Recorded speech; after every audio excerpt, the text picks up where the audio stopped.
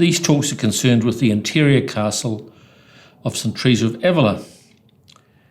The interior castle is St Teresa's masterpiece and is one of the greatest books ever written about prayer. It is her most ordered and mature work, written in 1577.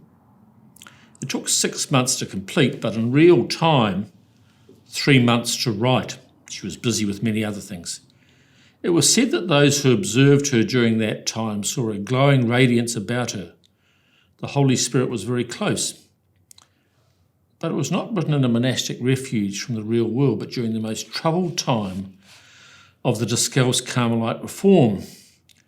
What marks it out is that it is a sublime description of the prayer journey from the beginning, when we first begin to pray, to fulfillment in deep prayer.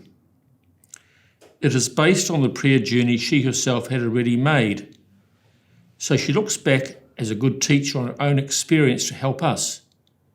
She uses the image of 7 mansions, from the first mansion of the inquirer or beginner to the 7th mansion of the spiritual marriage. She imagined her spiritual life as a journey from the outside courtyard of a crystal global castle to the central room or keep where the king, full of light, lived in greatest splendour. The castle for her is our soul. She was always fascinated once she understood the divine indwelling of God within us. God takes delight to be with us. We have this capacity to be the home of God, threefold, Father, Son and Holy Spirit.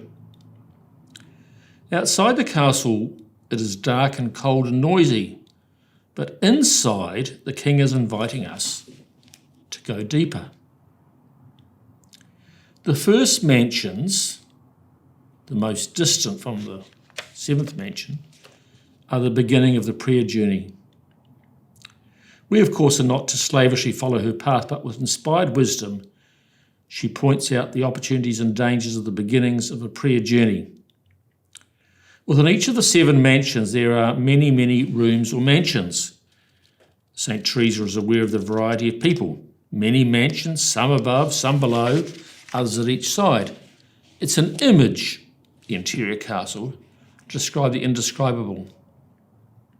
Now, this first mansion is foggy and dangerous, full of nasty, deceiving creatures. It is difficult to see reality. So the first mansions are the most further away from the centre where the king lives. The first mansion is living on the outer edges of the castle, so it's the darkest. It's the place of superficial life. Not necessarily evil, but concerned with things which are not lasting, such as fame and honour and mere appearances. How foolish. The person in the first mansions is the centre of their world. The ego drama rules. As Frank Sinatra said, I did it my way. Today, with this excessive stress on the beautiful body, there is a great silence about the more important, the beautiful soul. It is said St. Teresa of Calcutta was not beautiful in the conventional sense, but she was filled with God's beauty and how her face brought joy to so many. However, St. Teresa is aware of the darkness of sin, especially mortal sin. She describes the horror of deadly sin that causes the supernatural death of the soul. She writes, "It is like a small spring that is dark and foul-smelling. Nothing good comes from a soul trapped in sin." But in the first mansion, God's grace has touched the person. They have a taste for God, but not so as to be giving all to God.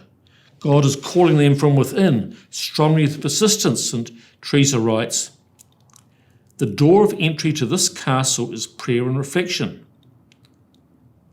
The people in the first mansion do not realise the dangers they are in, so they must first give up their attachment to unnecessary things. The aim is self-knowledge and humility and practical love for others. St. Teresa is insistent that we wake up and realise the great gift of the King dwelling within, where we'll find everything. So the person journeying must first spend much time in the mansion of humility, as she's explained in her book, The Way of Perfection. She refers to true humility, not its counterfeit. That shadow is restless and self-concerned. Sorry, but not because they're perfect, rather they're sorry, but not because they're perfect, but rather than sorry at offending God, or excessive penance or self-abnegation. The person aiming to move on to other mansions must also be seeking self-knowledge. The person meditating on the greatness and goodness of God is making progress. God increases and they decrease. They become gently more aware of their sins and the gift of freedom God wishes to give them. This is painful as the false self dissolves. The false comfort of error and selfishness is taken away, and God's mercy is called upon. But the false self is struggling to die. The black waters of sin are being pulled away to reveal the beauty of the soul. It is worth noting that in the first mansions, St. Teresa doesn't overly concerned about prayer, but the essential qualities that make prayer possible. The beginner is not aware of how tenuous their relationship with God is. Wake up, get ready for the long, difficult struggle, as the vices we bring into the second mansion are deceiving us. Avoid deliberate mortal sin. Surrender to God.